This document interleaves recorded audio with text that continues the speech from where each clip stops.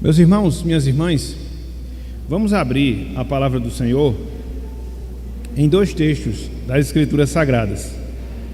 O primeiro deles, livro de Salmos, Salmo 21, versículo 4. Aos irmãos, abrem e deixam as suas Bíblias abertas nesse texto e vão também para a primeira carta de Paulo aos Coríntios, capítulo 4. E a gente vai ler o versículo 1 e o versículo 2. Então a gente vai iniciar lendo esses dois textos da palavra. O primeiro deles, Salmo 21, versículo 4, e o segundo deles, 1 aos Coríntios, capítulo 4, versículos 1 e também o versículo número 2. A gente vai ler nessa mesma sequência, primeiro Salmo, depois Coríntios, e aí a gente vai seguir com a exposição da palavra. Salmo 21, 4. Isso. Desculpe, Salmo 24, 1. É o inverso, viu? Salmo 24, 1. Salmo 24, 1 e 1 Coríntios 4, 1 e 2. Muito bem. Todos abriram? Diz o seguinte a palavra do Senhor. Salmo 24, versículo 1.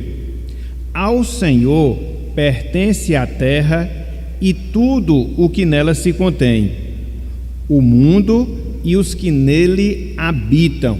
Salmo 24, 1. Agora, 1 Coríntios capítulo 4, versículos 1 e 2. Diz o seguinte: assim, pois, importa que os homens nos considerem como ministros de Cristo e despenseiros dos mistérios de Deus. Ora, além disso, o que se requer dos despenseiros é que cada um seja encontrado fiel. Até aqui, até o versículo 2, que o Senhor nos abençoe e que Ele aplique em nossos corações essas duas porções lidas da sua santa palavra. Amém. Meus irmãos, minhas irmãs, hoje, com a graça de Deus, nós começaremos mais uma série, mais uma sequência de estudos bíblicos, de estudos da palavra do Senhor. E essa série, ela tem como título Mordomia Cristã. Esta série, ela tem como título Mordomia Cristã. Há uma grande necessidade, meus irmãos, há uma grande necessidade, minhas irmãs, de nós considerarmos esse tema. Que tema? O tema ou o assunto da mordomia cristã.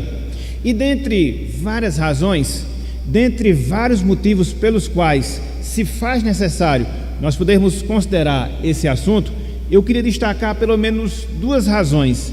Eu queria destacar pelo menos dois motivos.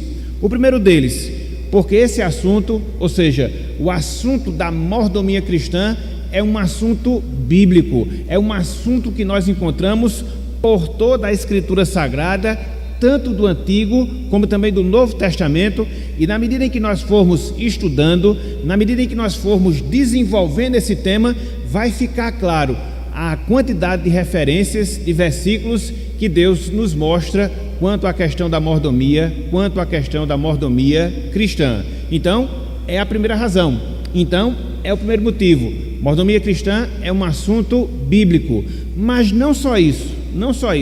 Em segundo lugar, estudar o assunto da mordomia cristã é um assunto necessário.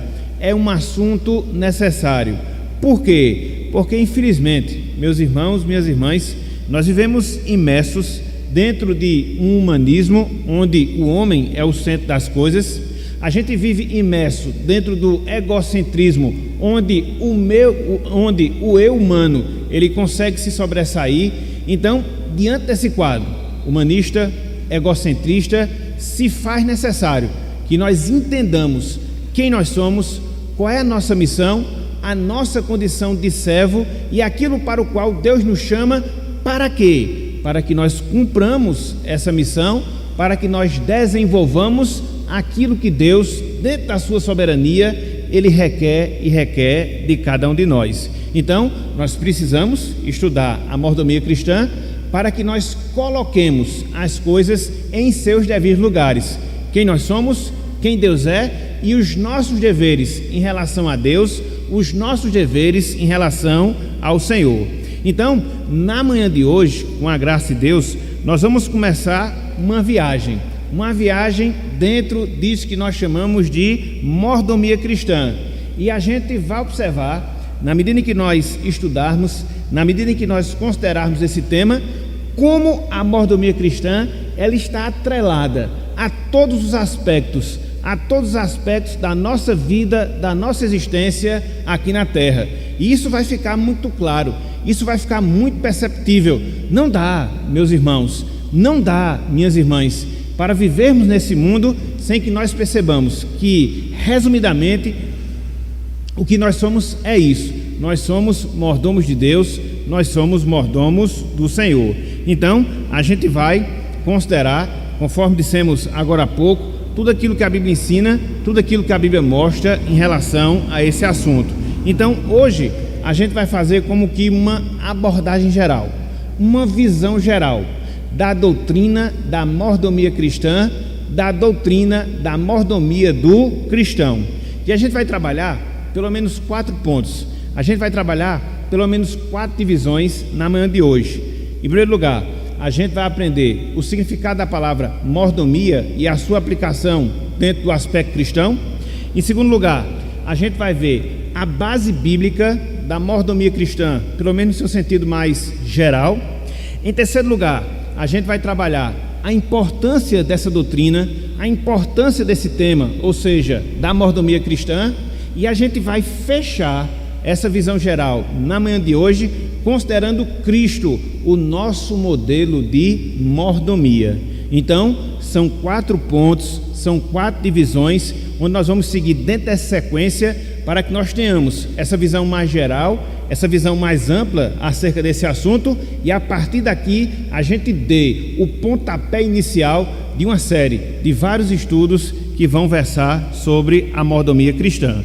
Então, em primeiro lugar, meus irmãos, em primeiro lugar, minhas irmãs, o significado da palavra mordomia. O significado da palavra mordomia. A palavra mordomo, mordomia, ela tem uma significação muito profunda. Ela tem uma significação muito especial, sobretudo para nós, meus irmãos, especialmente para nós, minhas irmãs, que fomos remidos, que fomos salvos através do sangue de Jesus Cristo. Literalmente, a palavra mordomo significa o criado que é maior da casa. Literalmente, a palavra mordomo significa o administrador de bens de uma determinada casa, de uma determinada residência. É a palavra grega oikonomos, de onde vem a nossa palavra economia. Então, via de regra, a gente fala muitas palavras na língua portuguesa que não percebe que elas têm uma raiz grega e que, de certa forma, ela se relaciona com alguns assuntos, com alguns temas da palavra de Deus.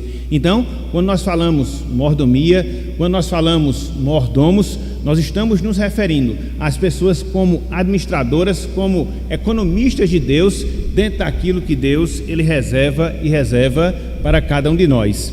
Voltem aí, por favor, às suas Bíblias, lá na primeira carta de Paulo aos Coríntios, capítulo 4, só para a gente ver a referência dessa palavra, oikonomos, de onde vem a palavra economia, que se traduz aqui a mordomia, o mordomo de Deus. Abram aí, 1 Coríntios capítulo 4, versículos 1 e também o versículo 2, pelo menos 2 aparições dessa palavra.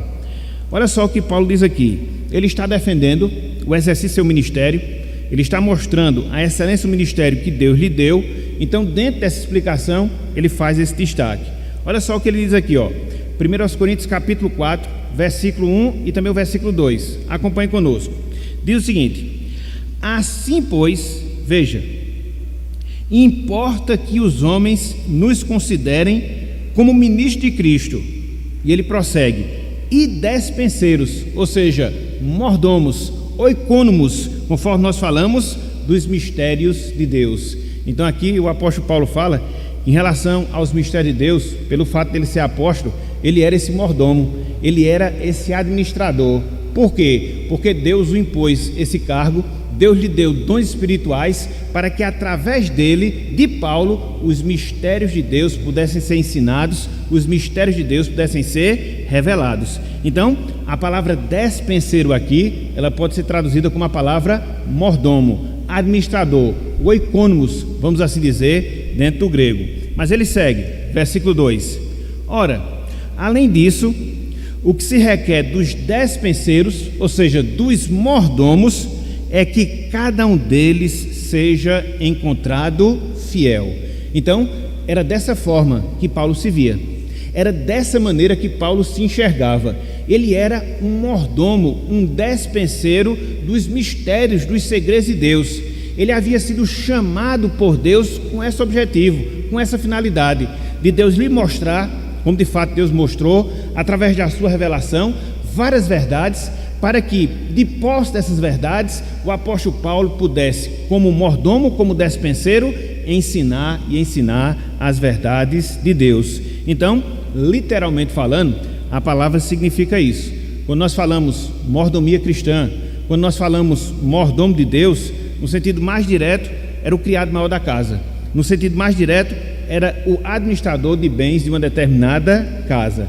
Mas, no sentido bíblico, mais aplicado à vida cristã, o que significa isso? O que significa um mordomo?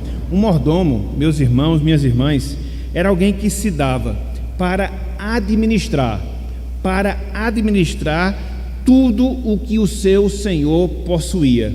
Talvez hoje a gente perca um pouco da importância dessa função, mas dentro do contexto bíblico, sobretudo dentro do contexto do Antigo Testamento, o mordomo, o despenseiro, era aquela pessoa a quem era encarregado ou que se encarregava de administrar tudo o que o seu dono, tudo o que o seu senhor possuía, quer seja suas terras, quer seja seu dinheiro, quer seja suas joias, quer seja os seus bens materiais, quer seja a sua família, quer seja a sua reputação, quer seja a sua própria vida. Então, o mordomo, no sentido bíblico, era uma função importantíssima. Por quê? Conforme nós falamos, era alguém encarregado de administrar terras, dinheiro, joias, bens materiais, família, reputação e a própria vida do seu senhor. Quando a gente pega alguns exemplos bíblicos de mordomo, a gente chega facilmente a essa conclusão, a gente chega facilmente a esse entendimento. E eu queria chamar a atenção, pelo menos de dois casos. Eu queria chamar a atenção, pelo menos de dois exemplos. Eu queria destacar pelo menos duas pessoas que foram mordomas, vamos assim dizer, que agiram como mordomos, melhor dizendo, dentro desse encargo, dentro dessa responsabilidade de administrar tudo aquilo que pertencia a seu senhor. Então, o primeiro deles, Eliezer, servo de Abraão. Abram, por favor, aí, Gênesis capítulo 24. Gênesis capítulo 24. Talvez a gente veja, a palavra mordomo hoje e não valorize muito. É um cargo muito simples, é um cargo sem valor. Não, meus irmãos, dentro de uma perspectiva bíblica, não. Era um cargo relevante, importante, de muita responsabilidade. E a gente vai ver isso aqui. Gênesis 24, versículo 2.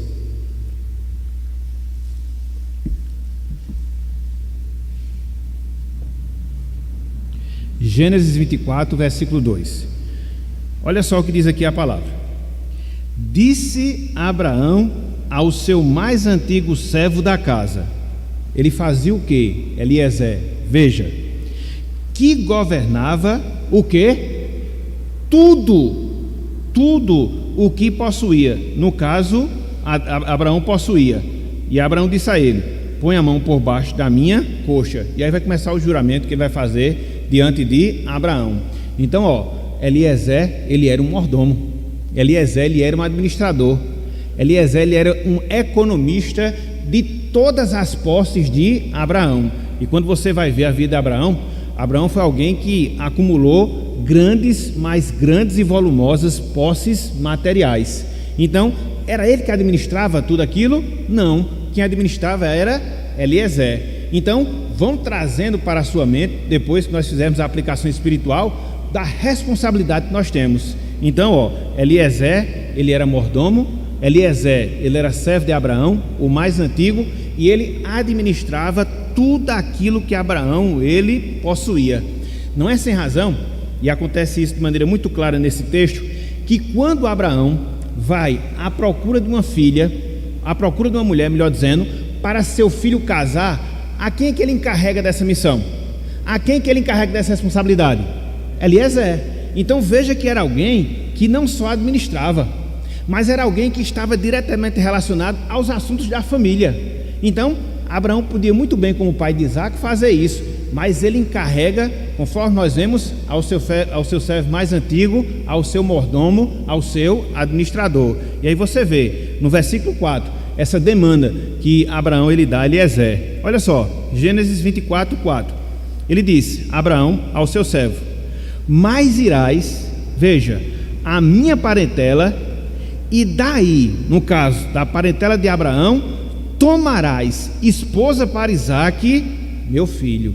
Meus irmãos, não era pouca coisa não, porque estava em jogo aqui o que? A descendência santa. Estava em jogo o que aqui? A continuidade das promessas de Deus, da aliança que Deus fizera com Abraão, iria fazer com Isaque, consequentemente fazer com Jacó, e assim cumprir o seu plano de salvação dentro do Antigo Testamento. Então, algo tão importante, algo tão relevante, é dado a quem fazer? Eliezer, o mordomo de Abraão. E é interessante porque quando você vai ver nesse relato de Gênesis 24, a gente observa que, além da fidelidade, Eliezer era alguém que dependia de Deus em oração. Olha só o que ele vai fazer quando ele está prestes ali a encontrar a esposa para Isaque, a atitude que ele tem em relação ao Senhor. Versículo 12, olha só. E disse consigo: ó Senhor, Deus de meu senhor Abraão, rogo-te que me acudas hoje e uses de bondade para com o meu senhor Abraão. E ele vai fazer essa oração, especificá-la, e através dessa oração Deus indicará a mulher de Isaque. Então a gente observa no caso de Eliezer esse exemplo.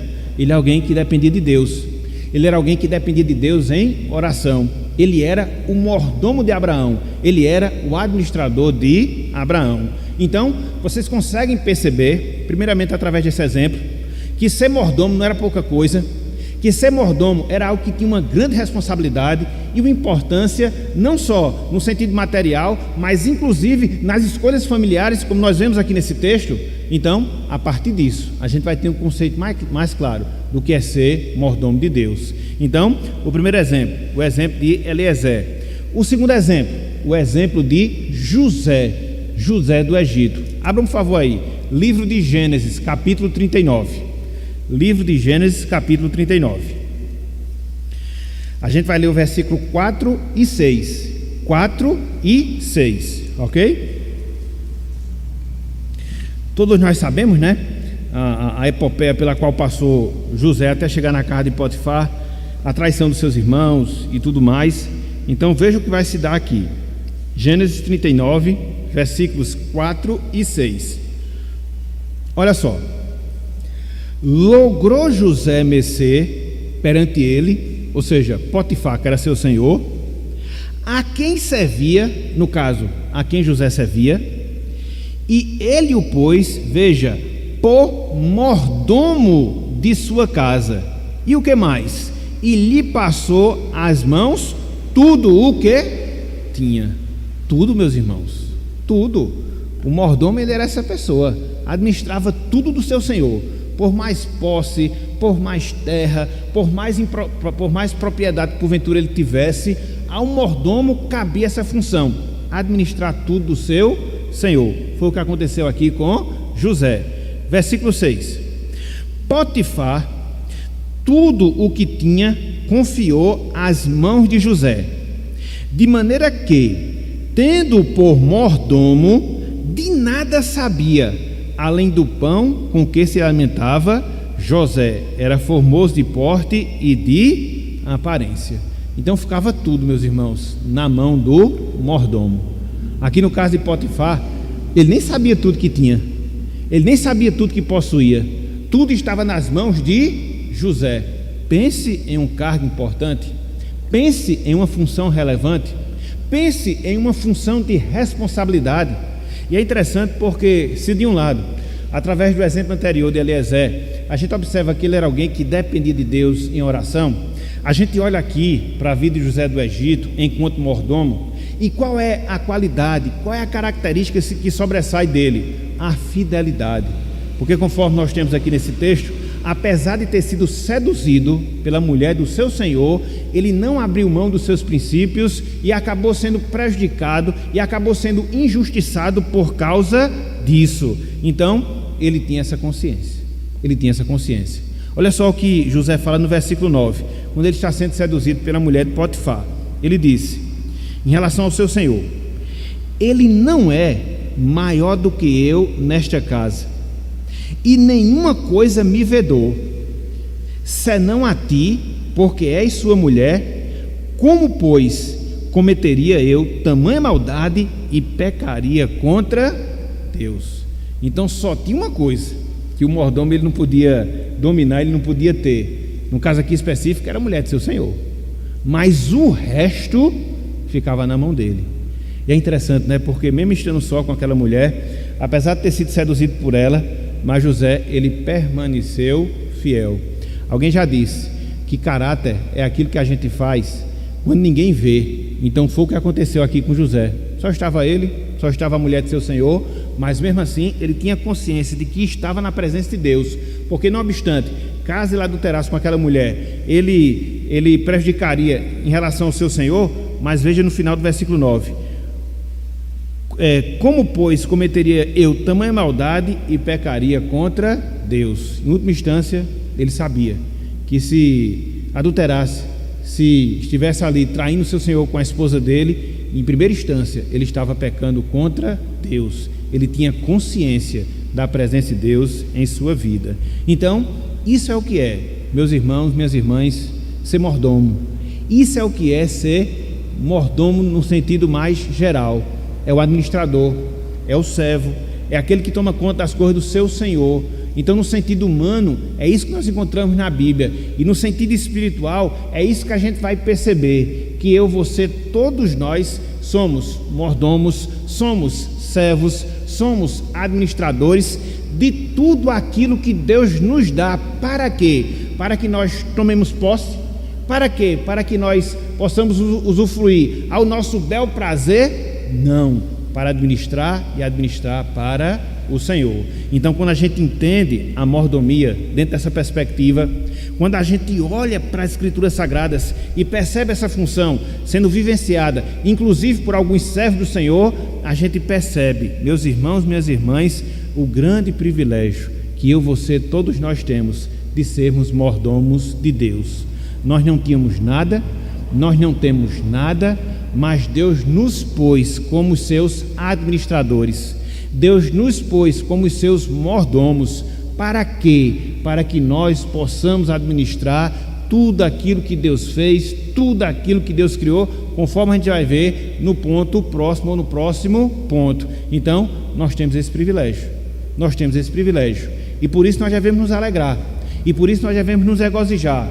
Contudo, se por um lado, ser mordomo de Deus traz para nós essa alegria, essa satisfação, por outro lado, ser mordomo de Deus recai sobre nós também de muita responsabilidade, uma função que nós devemos cumprir com temor e tremor. Por quê? Porque nós estamos tomando conta daquilo que Deus, o nosso Deus, fez, daquilo que pertence ao nosso Deus, e o cuidado que nós devemos ter para sermos fiéis no cumprimento dessa missão, no cumprimento dessa responsabilidade. Então, quando você ouvir essa expressão mordomia cristã, quando você ouvir essa expressão que nós somos mordomos de Deus, pense nisso. Você é um oikonomos, você é um administrador, você é um servo a quem Deus deu determinadas coisas para que você possa administrá-las para Ele e não para si próprio. Então, em primeiro lugar, o que é que nós queríamos fazer? Trazer essa definição, trazer esse significado da palavra mordomia e as suas implicações. Contudo, meus irmãos, minhas irmãs, em segundo lugar, eu queria aprofundar mais esse tema, eu queria aprofundar mais esse assunto, e eu queria lhes mostrar a base bíblica da doutrina da mordomia cristã, a base bíblica da doutrina da mordomia cristã. Então, quando a gente fala que nós somos mordomos de Deus, Quando a gente diz acerca da mordomia cristã, será que a gente está falando isso simplesmente por falar? Será que a gente está dizendo simplesmente por dizer, da boca para fora? Não. A Bíblia ensina, irmãos e irmãs, quer seja por preceito, quer seja por exemplos, que de fato nós somos mordomos de Deus. A Bíblia ensina que Deus nos confiou a administração de tudo aquilo que Ele fez, de tudo aquilo que Ele criou, inclusive da nossa própria vida. Por quê? Nós não temos nada, não somos nada e nós não possuímos nada. Tudo aquilo que nós somos e fazemos e temos é por causa de Deus, da sua graça e misericórdia. Por quê? Porque tudo, absolutamente tudo, pertence a Deus. Por exemplo, o universo, a ordem criada. Esse universo que nós temos aqui ao nosso redor, no qual nós vivemos nele, pertence a Deus, pertence ao Senhor. Veja o que nós encontramos lá em Gênesis capítulo 14, quando daquele episódio da vitória de Abraão dos reis, e ele vai entregar o dízimo a Melquisedeque. Olha só o que ele vai falar em relação a Deus. Gênesis 14, versículo 22.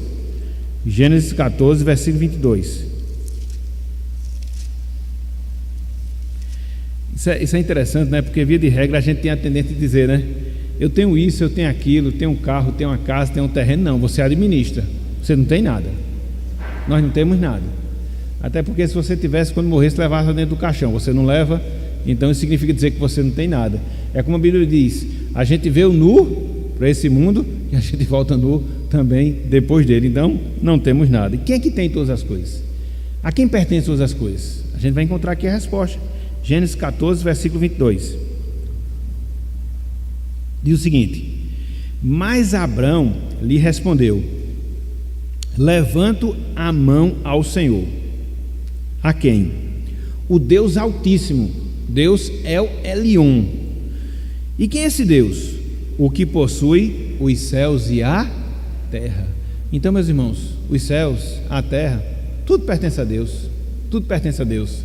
Às vezes a gente vê, quando a gente faz uma viagem, vários terrenos, latifúndios ao longo da estrada, e sempre tem um dono, humanamente falando, mas só humanamente falando, porque no sentido mais real, no sentido mais exato, tudo isso pertence a Deus, tudo isso pertence ao Senhor. É como diz aqui, aquele que possui os céus e a terra. Mas só isso? Não. Adiante um pouco, lá para o livro dos Salmos, capítulo 50, ou Salmo 50, melhor dizendo, versículos 10 a 12. Deus tem os céus e a terra e tudo que existe nos céus e na terra. Ele tem tudo. Somos apenas administradores dele. Olha só o que o salmista fala aqui, Salmo 50, versículos 10 até o versículo 12. Salmo 50, versículos 10 até o versículo 12. Em relação a Deus, o que é que ele possui? Em relação a Deus, o que é que lhe pertence? O que é que ele tem? Qual é a sua propriedade? A gente já viu lá em Gênesis 14, 22 que os céus e a terra pertencem a quem? A Deus. Mas só isso? Olha só o que a gente vai ver aqui nessa passagem. Salmo 50, versículos 10 até o versículo 12. Ele diz, o próprio Deus dizendo, testemunho dele mesmo, o próprio Deus, ele diz, pois são meus, veja, todos os animais do bosque e as alimárias, ou seja, jumentos, aos milhares sobre as montanhas. Conheço todas as aves dos montes e são meus todos os animais que pululam no campo. Se eu tivesse fome, não tu diria? Pois o mundo é meu e quanto nele se contém. O mundo é meu, a ordem criada é do Senhor e tudo que existe nele. Somos apenas o quê? Administradores. Eu me lembrei de um determinado percurso, quando a gente vai lá para Barreiras, quando está bem pertinho de lá, já 250 quilômetros, bem pertinho mesmo. Bem pertinho porque uma viagem de 1.600, 250 quilômetros não é nada. Então, a gente passa lá, um determinado trecho na estrada, e eu não sabia. Uma vez lanchando lá em um dos postos, o rapaz falou, se você andar aqui 1 quilômetro para dentro, você vai encontrar fazenda com 15 mil cabeças de gado. Tem até aeroporto aqui para os fazendeiros, aeroportos particulares, e a gente não vê porque está para dentro da estrada. Mas você vê, né, uma propriedade dessa, e o homem às vezes se arroga, é meu, não é.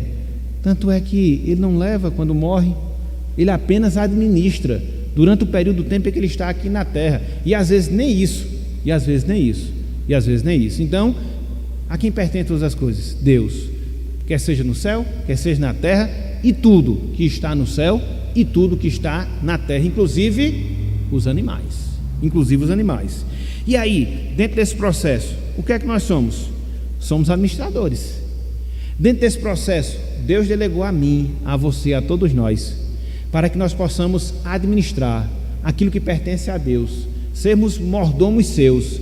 Olha só o que nós encontramos no livro dos Salmos, Salmo capítulo 8, ou Salmo 8, né? Versículos 3 a 8. A gente tem esse pressuposto que a gente já viu, né? Tudo pertence a Deus, no céu, na terra, e dentro do céu, dentro da terra. Beleza. E qual é o nosso papel diante disso? A gente tem aqui uma ligeira explicação. Olha o que o salmista diz aqui, ó. O salmista Davi, Salmo 8, versículos 3 até o versículo 8. Salmo 8, versículos 3 até o versículo 8. Ele diz, ó: quando contemplo os teus céus, ou seja, os céus de Deus, ele segue, obra dos teus dedos, e a lua e as estrelas que estabeleceste, quem é o homem que dele te lembres, e o filho do homem que o visites? Fizeste-o, no entanto, por um pouco menor do que Deus, e de glória e de honra o coroaste. Veja agora o versículo 6. Deste-lhe domínio sobre as obras da tua mão, e sobre os teus pés tudo lhe puseste, ovelhas e bois, todos, e também os animais do campo. Versículo 8. As aves do céu e os peixes do mar, e tudo o que percorre as sendas dos mares. Então Deus nos deu, meus irmãos, para administrar. Nós não temos título de posse das coisas. Você pode ter no máximo um documento emitido por um cartório, mas que nada vale. Pode valer para as nossas relações humanas, mas no sentido exato, no sentido essencial da questão, não vale nada. Agora a gente vê justamente isso, a condescendência de Deus. Ele cria tudo nos céus e na terra, ele enche, ele povoa todas as coisas, e o que é que ele faz? Ele nos dá para que nós possamos administrar. Na sua graça, na sua bondade, na sua misericórdia, ele faz isso. Ele o fez desde o início. Estão lembrados do evento lá de Adão, quando Deus o coloca no jardim do Éden para o cultivar e o guardar? Então ali a gente vai ver o quê? A mordomia cristã no seu sentido prático. Adão era um administrador do Éden. Adão, ele era um administrador daquilo que Deus havia criado. Infelizmente, por causa da sua desobediência, a gente vai ver todos os transtornos que ele gerou, mas isso não foge a essa realidade. Isso é o que nós chamamos de mandato cultural.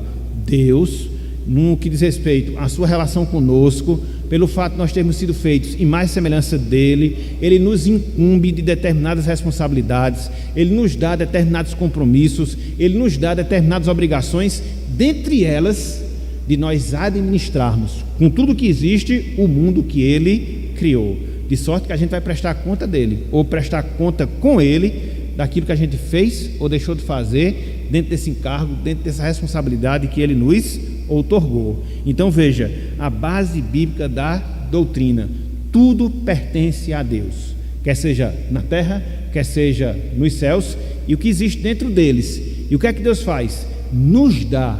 Para quê? Para que nós possamos administrá-los em seu nome. É como que nós tivéssemos a procuração divina. Para quê? Para poder desenvolver esse mundo que ele criou. Para quê? Para poder desenvolver a sua criação, fazendo acima de tudo para a glória de Deus. Isso é o que nós chamamos de cosmovisão cristã. É você olhar para o mundo que está ao seu derredor, chegar à conclusão que Deus é o seu Criador, que Deus é o seu soberano, que Deus domina sobre todas as coisas, e dentro desse processo o que é que nós somos? Servos a quem Deus graciosamente, bondosamente nos outorga a responsabilidade de administrar tudo aquilo que Ele criou. Então, quer seja no nosso trabalho, quer seja na nossa família, a gente vai ver daqui a um pouco, quer seja em relação à nossa vida, quer seja em relação ao tempo, quer seja em relação aos dons e talentos, tudo, absolutamente tudo. Nós somos apenas servos e nada mais. Ok? Então, a base bíblica da doutrina. Em primeiro lugar, a Deus pertence todas as coisas. Mas não só isso. Em segundo lugar, o homem, ele pertence a Deus. O homem, os seres humanos, eles pertencem a Deus. Em primeiro lugar, por aquilo que nós chamamos de direito de criação. Quem cria domina. Então, se Deus nos criou, se nós somos fruto da sua criação, então, obrigatoriamente, Ele é o nosso Senhor, a vida não nos pertence. Olha só o que nós temos na palavra de Deus. Olha só, abram aí, Ezequiel, capítulo 18. A gente vê isso na criação, né? Quando Deus faz o homem à sua imagem e semelhança, e por todas as escrituras a gente observa isso. Ezequiel 18:4. É comum às vezes, né, as pessoas dizerem: a minha vida é minha. Não. Me desculpe de ter lhe frustrado, a sua vida não é sua, não. E tem gente que diz mais: a vida é minha e faço dela o que? Não, você vai prestar conta. Você vai prestar conta. Você é um mordomo. Todo mundo, meus irmãos. O ímpio, o salvo, a gente vai ver um pouco mais adiante a diferença. Mas todo ser humano, toda pessoa, todo mundo que nasce, ele nasce nessa condição de ser mordomo de Deus. Aí você diz: mas nem todos fazem. Bem, aí é uma questão dele com Deus. É uma questão que ele vai prestar conta com o Senhor. Contudo, ele não pode fugir dessa realidade, porque a vida humana nos foi dada, o homem pertence a Deus, e por isso, da nossa vida, a gente deve agir como mordomos dele. Então, olha só, Ezequiel 18, versículo 4. Ezequiel 18, versículo 4. Olha só o que Deus diz aqui. Ezequiel 18, 4. Eis que todas as almas são minhas. Deus dizendo: todas as almas humanas são minhas. E a gente só vive porque tem alma, meus irmãos. E ele prossegue: como a alma do Pai, também a alma do Filho é minha. A alma que pecar, essa, está vendo aí? Que a gente vai prestar conta. Está vendo aí que não existe ninguém autônomo, dono do seu próprio nariz? Ele pode até pensar que é, ele pode até agir pensando que é, mas é como diz aqui o final do versículo 4: a alma que pecar, essa morrerá. Todos nós vamos prestar conta da condição de mordomos em que Deus nos colocou, quer seja em relação ao mundo criado, quer seja em relação à nossa própria vida. Por quê? Porque a nossa vida pertence a Deus, conforme nós falamos, por direito de criação. Mas não só isso. Em segundo lugar, a nossa vida pertence a Deus por direito de preservação. A nossa vida, ela pertence a Deus por direito de preservação. É uma consequência. Por quê? O Deus que cria é o Deus que preserva. A gente não vive, como dizia alguns, aquilo que a gente chama de deísmo, né? Que Deus criou o homem e deixou aí ao seu bel prazer, deu corda para ele poder seguir a sua vida só. Não. É por isso que a gente considera algo que é fundamental, que nós chamamos de providência de Deus. É uma consequência da sua criação. Quem cria governa, quem cria preserva, e é isso que Deus faz em relação às nossas vidas. Abram por favor aí, livro de Atos dos Apóstolos. Aqui, meus irmãos, nós estamos sendo preservados pelo Senhor. Estamos aqui nessa manhã um tanto quanto quente, né? Mas saudáveis, dispostos, alimentados. E aqui a gente deve todas essas coisas a Deus. Ele está nos preservando assim. E Ele faz isso todos os dias. A grande questão é que muitas vezes a gente não se apercebe disso, né? Muitas vezes a gente não tem o senso de gratidão, de olhar assim: não, eu não estou aqui por acaso. Eu não sou uma obra do destino, entendeu? Eu tenho aqui um propósito, uma razão, fui feito, estou sendo preservado. E quem é o responsável de todo esse processo? Deus. E assim sermos gratos a Ele, e assim podermos olhar o final de cada dia e ver que até aqui nos ajudou o Senhor. A mordomia cristã, ela nos dá essa perspectiva diferente de vida, conforme nós dissemos, o que nós chamamos de cosmovisão cristã. Ok? Então vamos lá. Atos capítulo 14, versículos 15 a 17. Atos 14, versículos 15 a 17. Esse contexto é um contexto interessante, porque tanto Paulo como Barnabé, eles haviam curado um coxo, e as pessoas da cidade de Listra queriam fazer deles divindades, tanto Paulo como Barnabé. Paulo disse: não é assim não, e aí começa a explicar, entendeu? Toda a situação, e dentro dessa explicação ele mostra a quem as pessoas deviam ter como Deus, ou seja, o Senhor, e a razão disso. Então, olha só o que ele diz aqui, ó, Atos capítulo 14, versículos 15 até o versículo de número 17. Ele diz: senhores, por que fazer isto? Ou seja, querer idolatrar Paulo e Barnabé, torná-los deuses. Nós também somos homens como vós, sujeitos aos mesmos sentimentos, e vos anunciamos o Evangelho, para que destas coisas vãs vos convertais ao Deus vivo, veja, que fez o céu, a terra, o mar e tudo o que neles há. Então ele já fala aqui do aspecto criacional, criativo de Deus, né? Do mundo. E ele segue, versículo 16: o qual, nas gerações passadas, permitiu que todos os povos andassem nos seus próprios caminhos. Contudo, veja, não se deixou ficar sem testemunho de si mesmo, fazendo o bem, dando-vos do céu chuvas e estações frutíferas, enchendo o vosso coração de fartura e de alegria. Que é isso, meus irmãos? Preservação de Deus, todos os dias. Às vezes você, através de determinados dias não tão saudáveis como os demais, às vezes você não dispõe de posses como você dispõe em outros dias, às vezes você não tem fartura na sua casa continuamente, mas você não pode negar que Deus nos preserva continuamente a nossa vida, o nosso sustento e tudo aquilo que é necessário para a nossa sobrevivência, até o dia que nós cumprimos com o propósito para o qual Ele nos fez e nos salvou em Cristo Jesus. Então, a vida é sua, você é um mordomo dela, e ai de você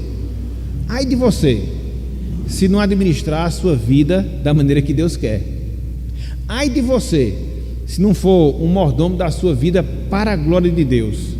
Mais cedo ou mais tarde Ele vai requerer todos os benefícios que lhe concedeu, e você vai passar pelo crivo divino quanto a isso. Daí a necessidade que a gente tem, não só entender a mordomia, mas também as suas implicações, e no próximo ponto isso vai ficar mais claro. Então, veja, Deus, nós pertencemos a Deus por direito de criação, nós pertencemos a Deus por direito de preservação, e agora, especificamente para nós que somos salvos, nós pertencemos a Deus por direito de redenção. Olha só, os ímpios pertencem a Deus por direito de criação e por direito de preservação, porque Deus os cria e Deus os preserva. Nós também, só que além dessas outras coisas, ou seja, a criação e a preservação, pertencemos a Deus porque Ele nos salvou, pertencemos a Deus porque Ele nos comprou com o sangue de seu Filho, pertencemos a Deus porque Ele nos tirou do império das trevas e nos levou para o reino do Filho do seu amor, que Ele nos libertou da potestade de Satanás e do inferno e nos levou para o seu reino. Então nós pertencemos triplamente para Deus: criação, preservação e redenção. Olha a responsabilidade, meus irmãos. E aqui a responsabilidade nossa, ela aumenta. As pessoas são responsáveis em como vivem e o que fazem das suas vidas, porque Deus as criou, porque Deus as sustenta, e nós ainda mais, porque além dessas duas coisas, Deus, Ele nos redimiu, somos dele, pertencemos ao seu povo. Abram aí, pelo menos dois textos. Êxodo capítulo 19. Se você quiser aprofundar, nós temos aqui o material disponível, e no material tem outros textos. Eu só resumo para a gente não gastar muito tempo, mas depois, se vocês quiserem, pode ver. Êxodo 19, 5. Olha só o que ele fala para Israel. Ele havia acabado de libertar o povo do cativeiro egípcio. Então Israel não era um povo autônomo que faria da sua vida o que quisesse. Não, isso não. Então Israel pertencia a quem? Ele fala, Êxodo 19, 5: quem salva domina. Quem salva domina. Lembre sempre disso. Quem salva domina. A gente não é senhor, até porque não existe senhorio intermediário. Ou você é senhor ou você pertence ao senhorio do Senhor, ou você pertence ao senhorio do diabo. Ninguém fica neutro. Ou você é um ou é outro. E assim se divide a humanidade. Ok? Então, Êxodo 19, versículo 5. Ele dizendo para Israel: agora, pois, se diligentemente ouvirdes a minha voz, veja, e guardardes a minha aliança, então, veja, sereis a minha propriedade peculiar dentre todos os povos, porque toda a terra é minha. Então, na aliança que ele faz com Israel, e uma vez que Israel se propôs, abraçasse essa aliança, era a nação de Deus. Deus era o seu Senhor, Deus era o seu dono. Aí você pode dizer: não, mas isso é no Antigo Testamento, isso servia apenas para Israel. A gente vive a era da graça, nós somos crentes do Novo Testamento, então esse mesmo princípio ele não continua incidindo sobre nossa vida. Não é bem assim. Abram aí, por favor. 1 Coríntios 6. Olha só se um princípio não é o mesmo. 1 Coríntios 6. Isso é importante, meus irmãos, que às vezes você encontra alguns crentes que têm essa falsa percepção da vida. A vida é minha, ninguém pode se intrometer, não, entendeu? A vida é minha, eu faço dela o que quero. Fui liberto pelo Senhor para isso. Não, você foi liberto das trevas para servir a Deus. Você não fica neutro em termos de serviço, ou serve a um ou serve a outro. Olha só o que Paulo fala aqui, 1 Coríntios capítulo 6, versículos 19 e também o versículo 20. 6, meia dúzia. 1 Coríntios capítulo 6, versículos 19 e também o versículo número 20.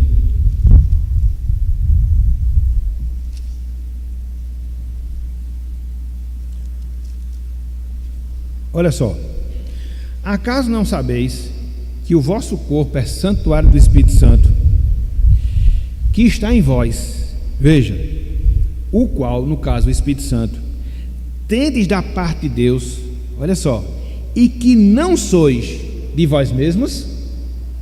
Então você não lhe pertence. Nós somos santuários de Deus através do Espírito Santo. Inclusive a gente até vai estudar um aspecto da mordomia, que é a mordomia do nosso corpo, porque às vezes a gente vive uma distinção, né? Deus salvou a nossa alma e a gente faz do nosso corpo o que a gente quer. Não cuida da saúde, não cuida da alimentação.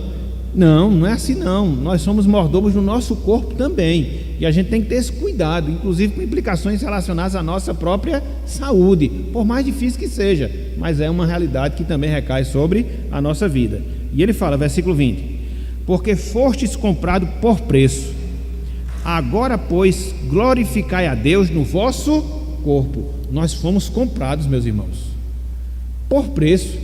E qual foi o preço que nos comprou? Sangue de Jesus Cristo. Quer alguma coisa mais preciosa do que essa? Quer alguma coisa mais valiosa do que essa? Tem não.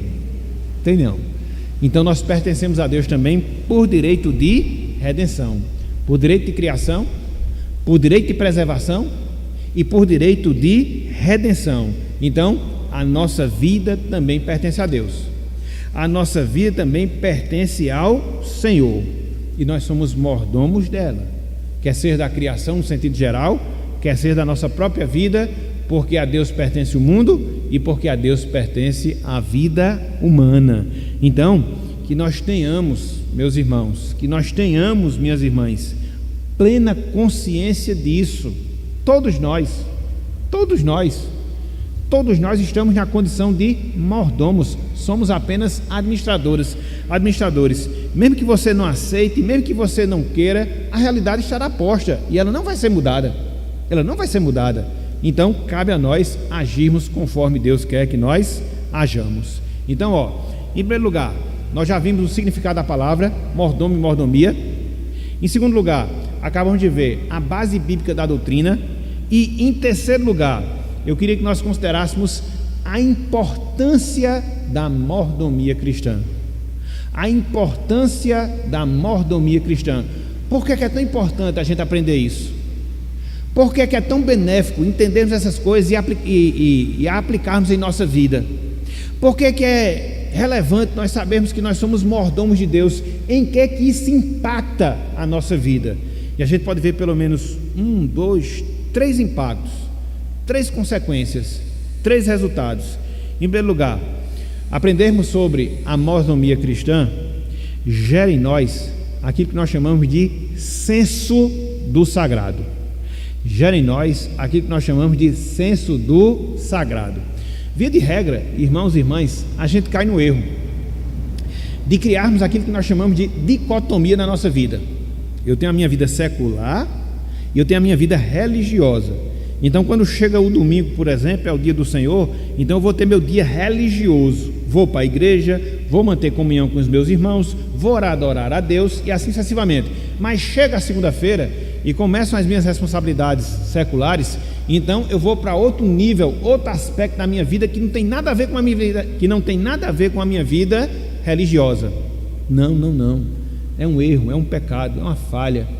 Tudo na nossa vida, meus irmãos, é espiritual. Tudo na nossa vida é religioso. Tudo na nossa vida é sagrado.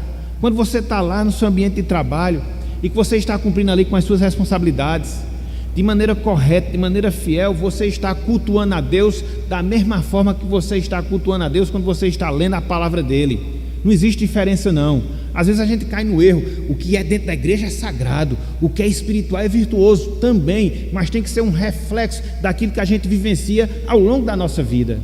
Então, na minha vida familiar, eu estou cultuando a Deus quando eu exerço meu papel de pai, quando eu cumpro com a minha responsabilidade de mãe, quando eu exerço meu compromisso como chefe de casa, quando me submeto aos meus pais enquanto filhos. Enfim, toda a nossa vida ela é uma vida sagrada. Não tem diferença, não tem distinção.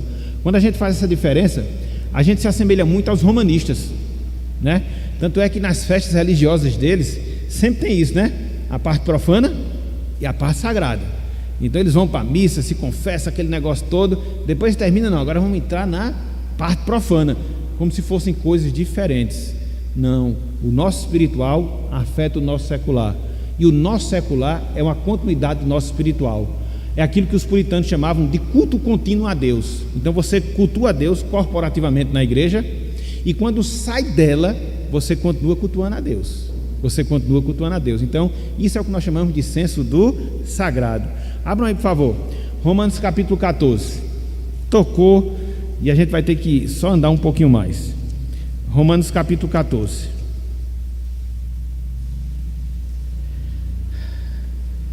Versículos 8 e 9.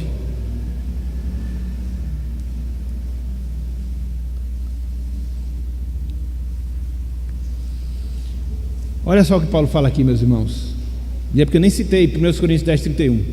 Quer comais, quer bebais, ou façais qualquer outra coisa, fazei tudo para a glória de Deus. Olha só o que ele fala aqui também. Romanos 14, versículos 8 e 9. Romanos 14, versículos 8 e 9. Ele diz o seguinte: porque se vivemos, para o Senhor vivemos, se morremos, para o Senhor morremos. Quer pois vivamos ou morramos, somos de quem? Está vendo aí? Foi precisamente para esse fim que Cristo morreu e ressurgiu, para ser Senhor tanto de mortos como também ou como de vivos. Então a nossa vida, a nossa morte, na sua integralidade, ela pertence a quem? A Deus. Somos do Senhor.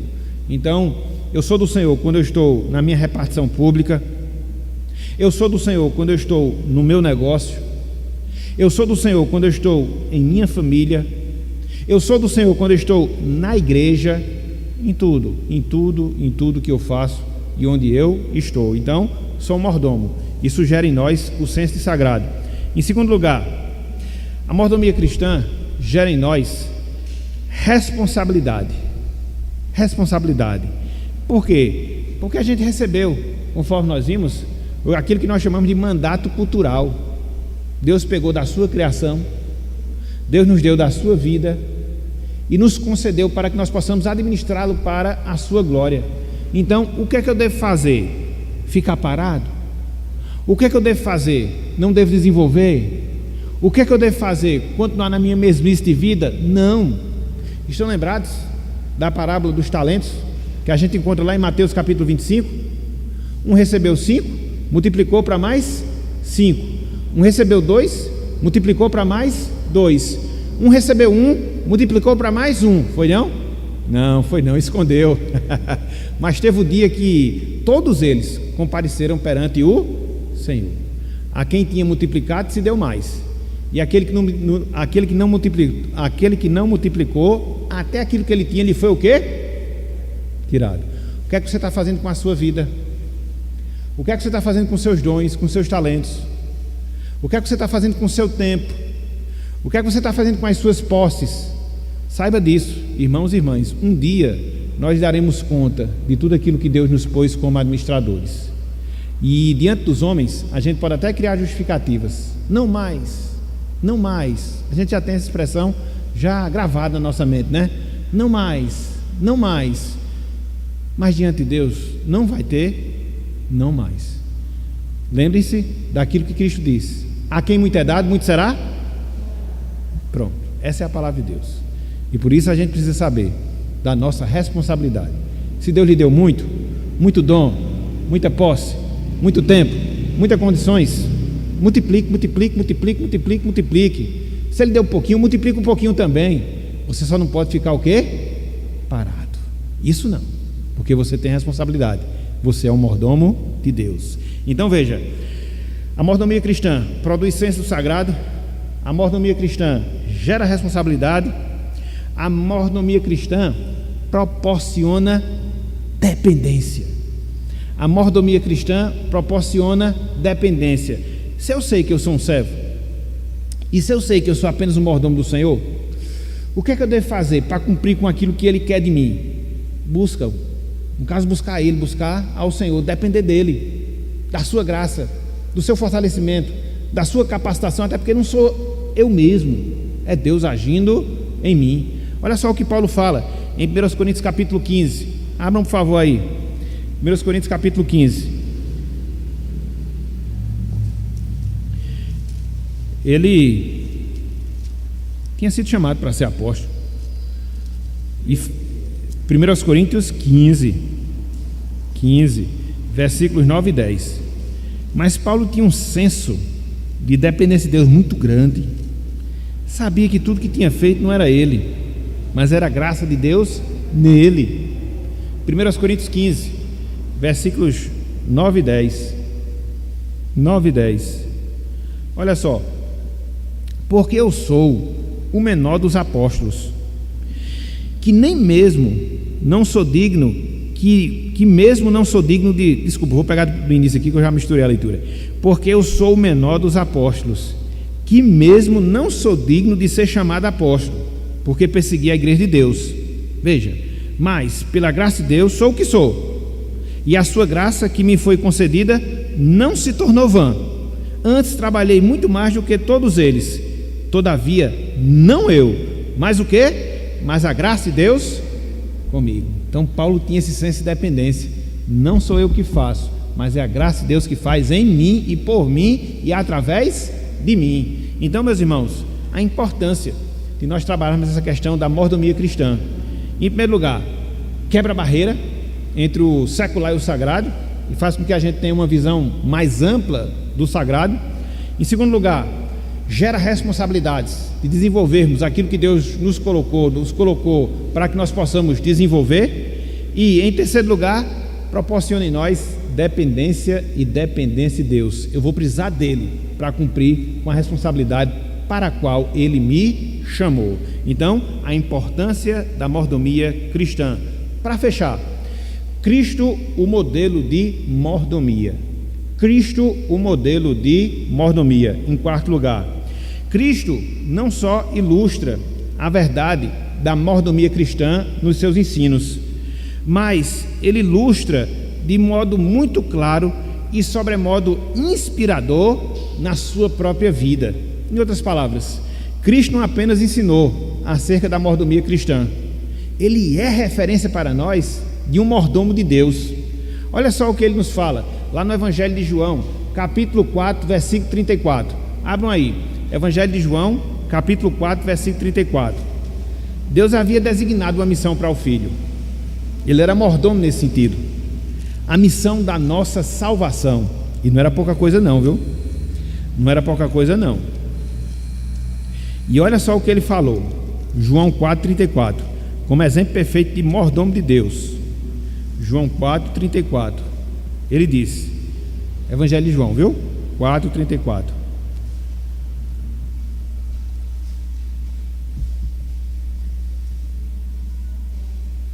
João 4,34. Ele disse-lhe Jesus: a minha comida consiste em fazer, veja, a vontade daquele que me enviou, e realizar o que mais? E realizar a sua obra. Irmãos, comida é uma coisa que dá prazer, não dá? Coisa boa você comer, né? Comida é uma coisa que nos sustenta. E Cristo, ele visualizou a realização da obra de Deus dentro dessa forma. Era algo que lhe sustentava, era algo que lhe satisfazia. Cumprir a vontade de Deus e realizar a sua obra. Então ele é um mordomo perfeito. É nele que a gente deve mirar. É ele que a gente deve focar. Para quê? Para que a gente possa cumprir a mordomia cristã segundo a vontade do Senhor.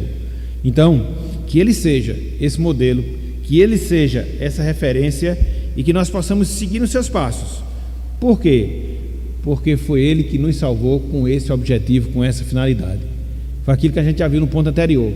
Nós pertencemos a Deus triplamente: criação, preservação e redenção. E Cristo, cumprindo a vontade de Deus, exercendo a sua mordomia, nos redimiu para que nós pertencêssemos a Deus.